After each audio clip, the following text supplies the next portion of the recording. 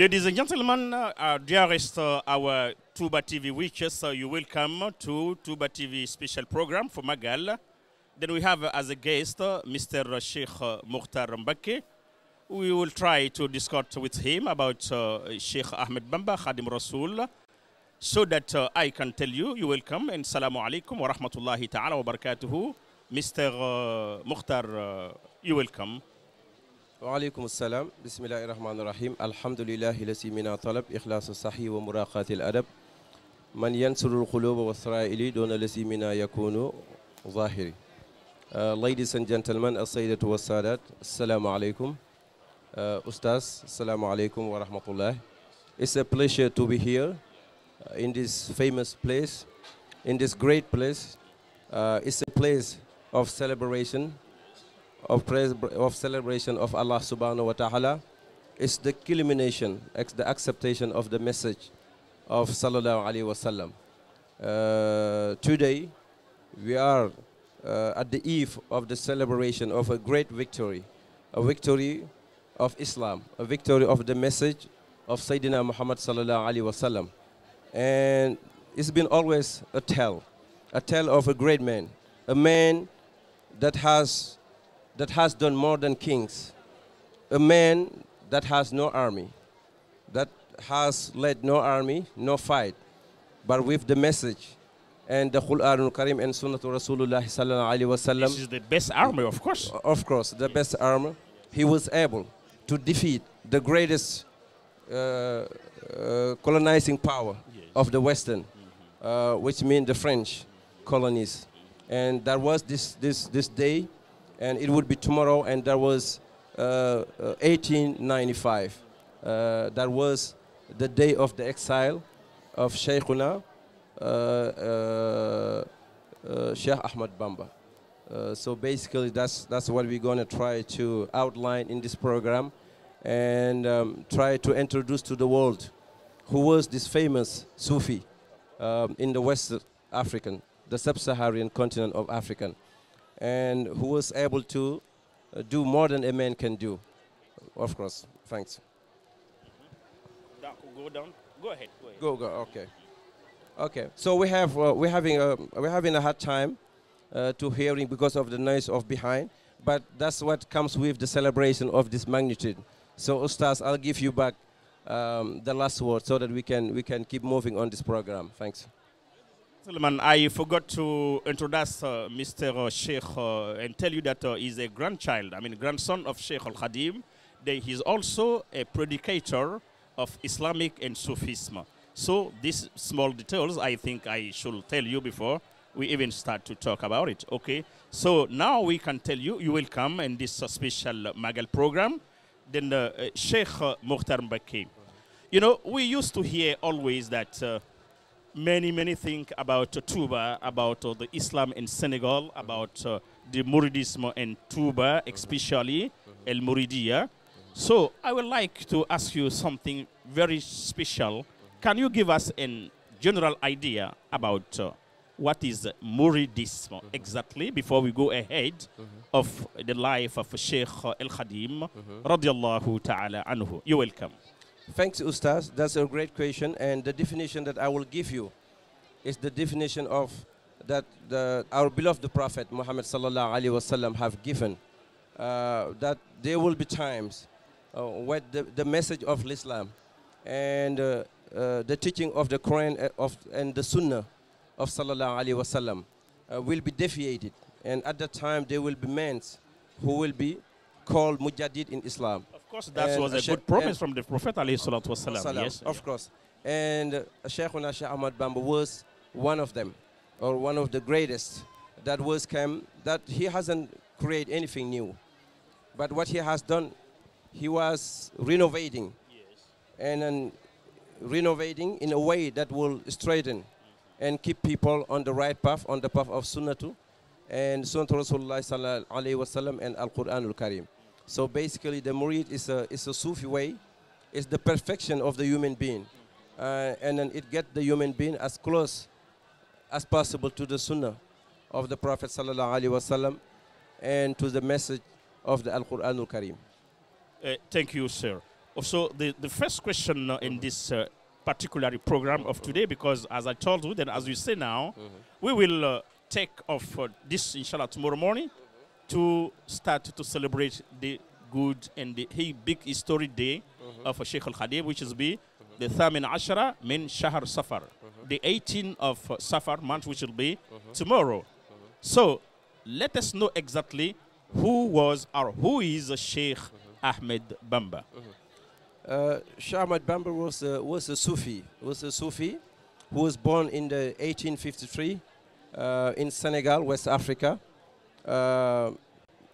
West Africa, which is in the sub-Saharan continent, and that was a time where they were dominated by the colonization and the French power, and at the beginning of the 16th centuries, all the way through the 19th centuries, you know, we have a lot of Islamic movement, and there were a lot of Al-Mami who were fighting the Excuse me, when you say Al-Mami, of course, all the Muslim knows who is Imam, but try to explain it a little bit for the non-Muslim to know what is the meaning of Imam. Of course, you know, the Al-Mami was a title that was given to the Imam of the Future Torah. So basically, that was on the 1583 with Al-Mami Sulaiman Bal. And it started. There was a lot of revolution that was with the Islamic leaders, all the way through all the way through the 19th centuries, and all of them basically was defeated by the French, all the colonizing power. Yeah, up to the way to Maba Jaxu Ba, Sheikhuna Sheikh Omar Foutiyou, and all the way down. And then finally, if we can say that the last man standing was Sheikhuna Sheikh Ahmed Bamba. And that was it was in reality the first that he became the last one who was to fight. Of course, that was the first of the last man standing. Yes, go ahead. Yes. And then his army, as I said, was the Sunnah of the Prophet sallallahu alaihi wasallam and the Al-Quran Al-Karim. And he was non-violent, and his power was more to try to renovate and try to establish the moral character of into a more cultural way rather than using the army to fight. So basically, that was at the beginning of 1853 in MBACKE Bawal. He was born in 1853, and then he established the city of Touba in 1883. And then that was the beginning of a very difficult time between the Sheikh and the French authority up to the 1895, the date of the exile to Gabon.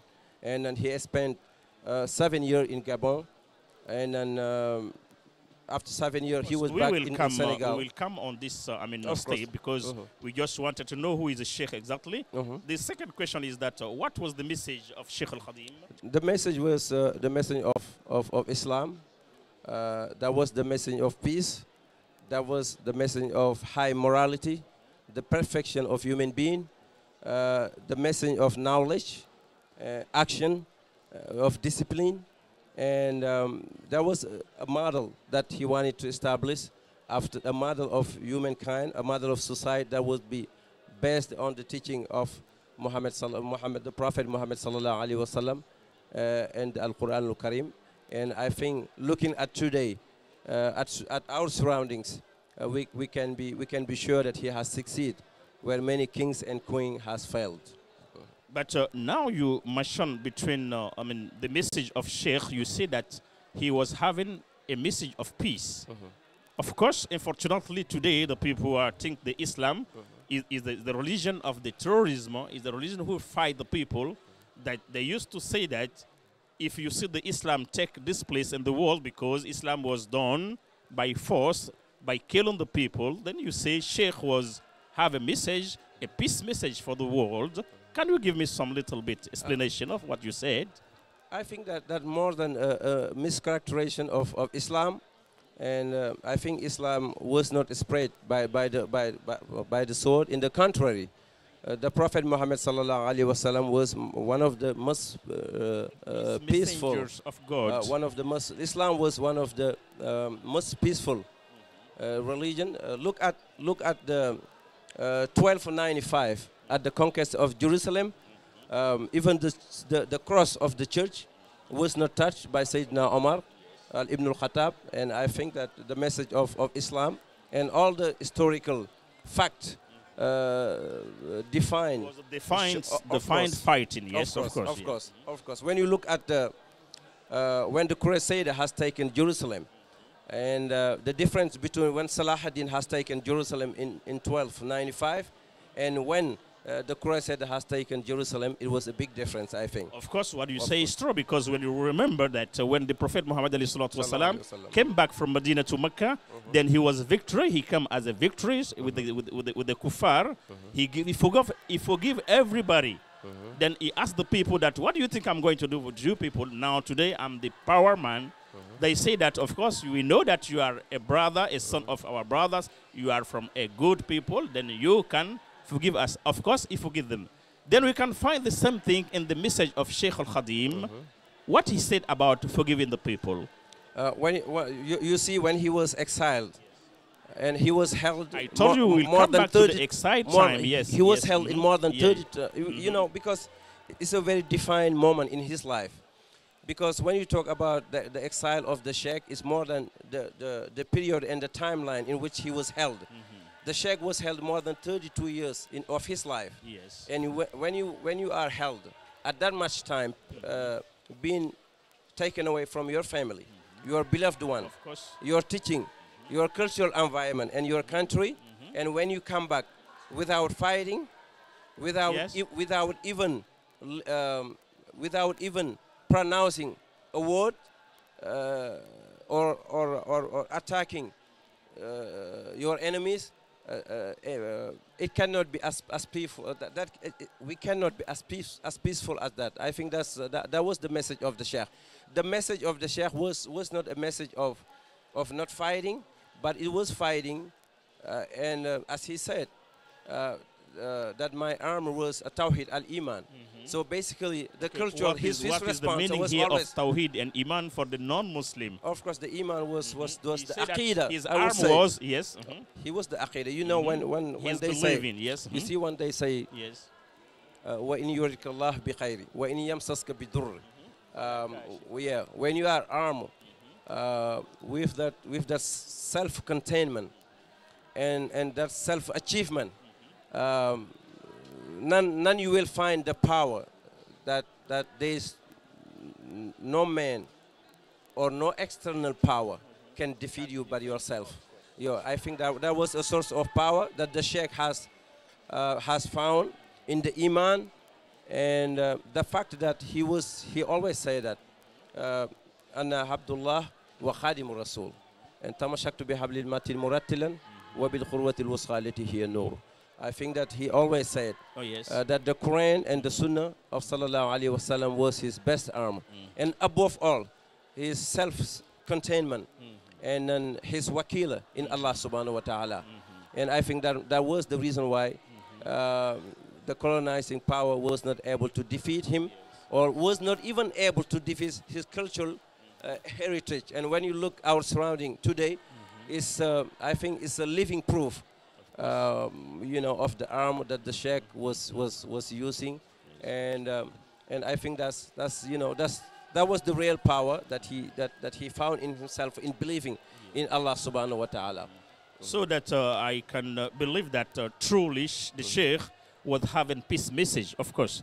Then a third question that is, everywhere in the world we used to hear that in Senegal they have what we call Touba, like Mecca. Because of the medias, they used to call the visitors of Touba as a pilgrims. So in Islam, when you hear pilgrims, it means to go to Mecca and make the pilgrimage, So the people are confused completely about what's going here in Touba. So in the meantime, they know that the people used to come every year, more than almost, half a century now. They come in this city.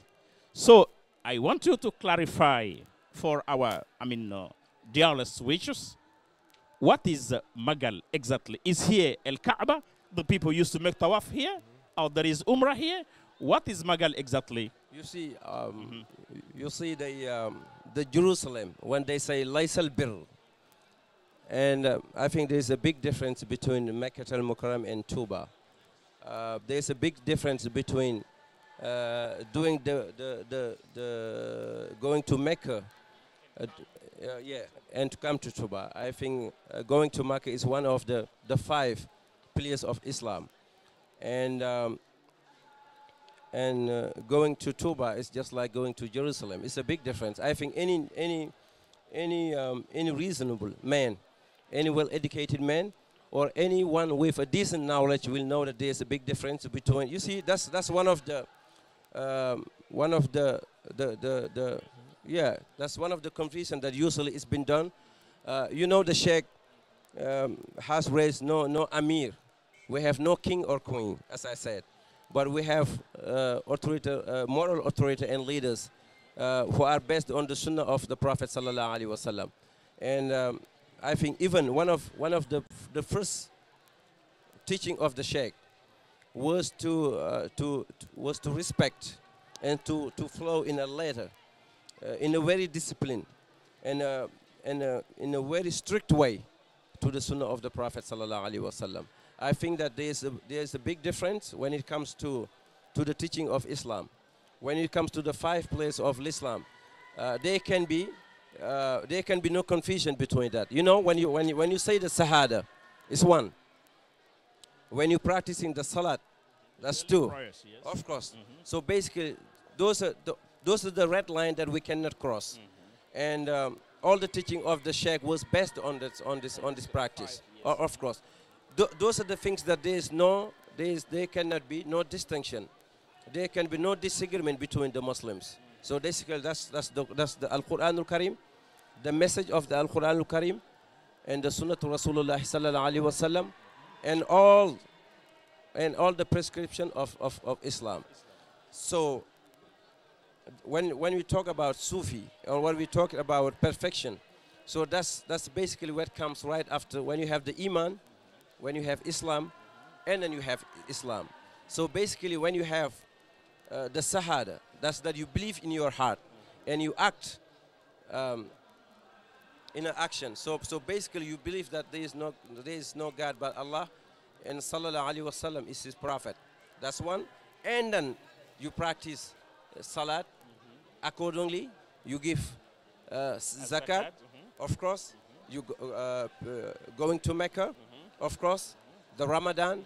Those are 5 points that there is no distinction between the Muslim, between the Shia, the Sunni, or wherever you might come from. There is no difference. Anyway, I just wanted to point this point exactly, as I told you, to clarify to the world what is going here in Touba. Of course. So, is the principal question, what is Magal? So the Magal is the celebration, is the thanksgiving, is a moment of thanking Allah subhanahu wa ta'ala. It's a moment of giving shukr. You see, when you look the date that we are celebrating, which is the 18th of Safar, so that the 18th of Safar does not mark the return of the Sheikh from exile, but there was the date of the departure. I have never seen anybody celebrating the date in which he was sent to prison. So usually it's the day of the liberation. Even when you look into the countries, when you look into the US, it's the 1st of July.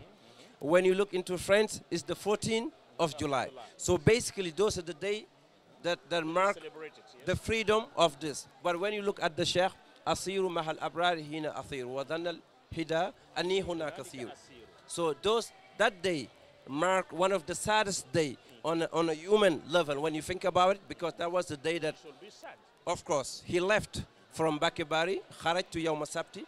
So that was the date that he went to jail. That was the day that he was sentenced to life in exile into Gabon.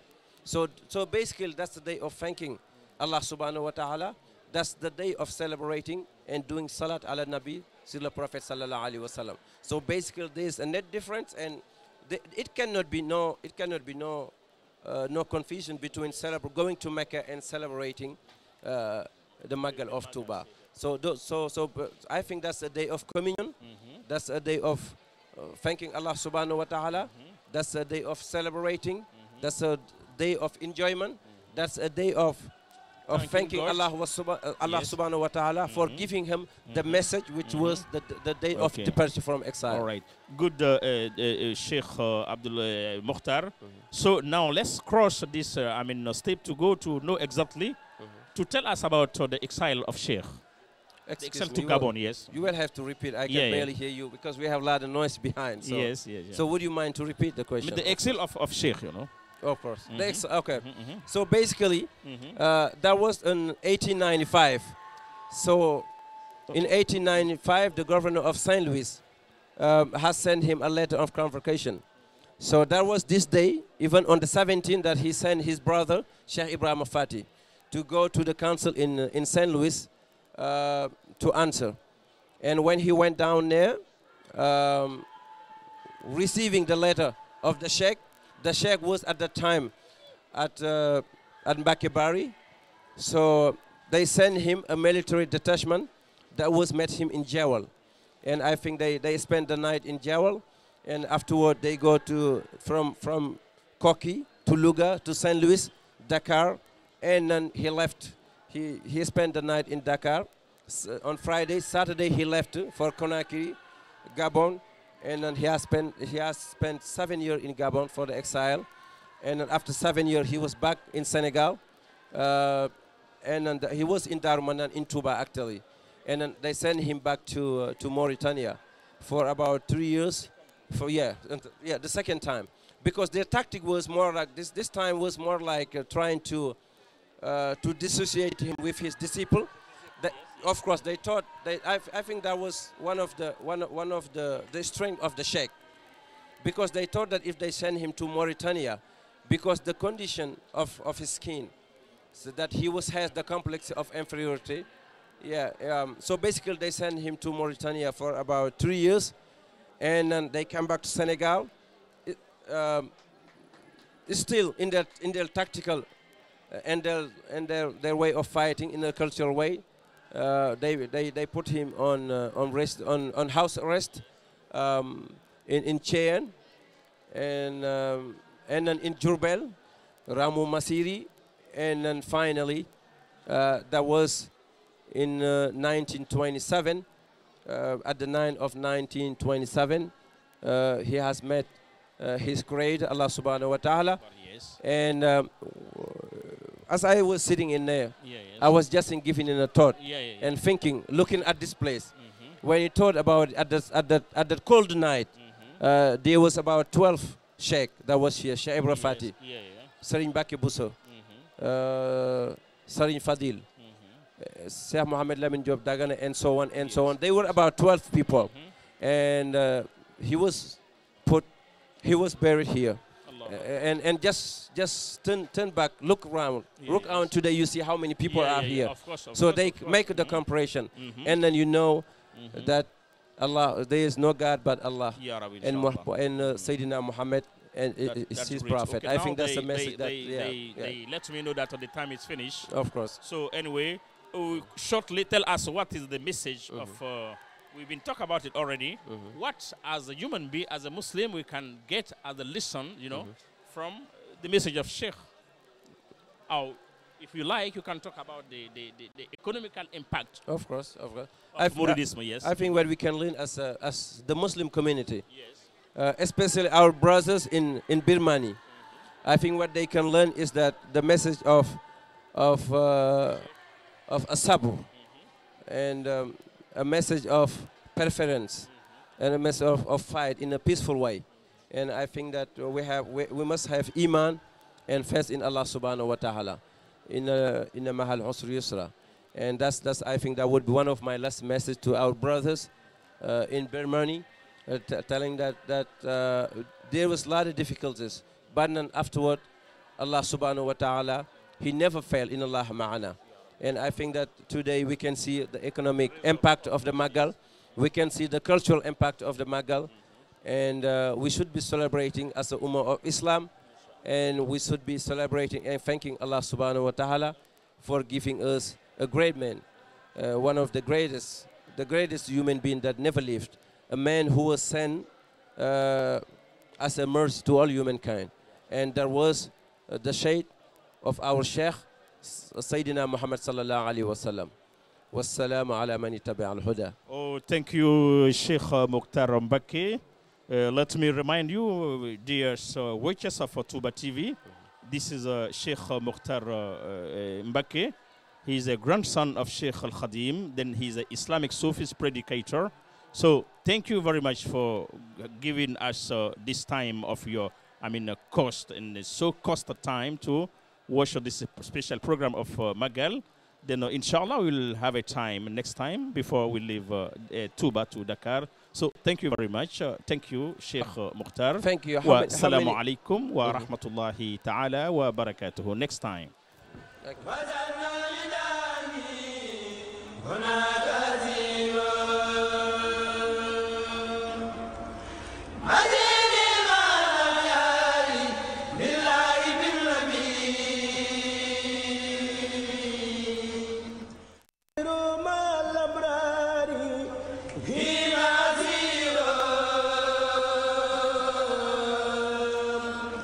What?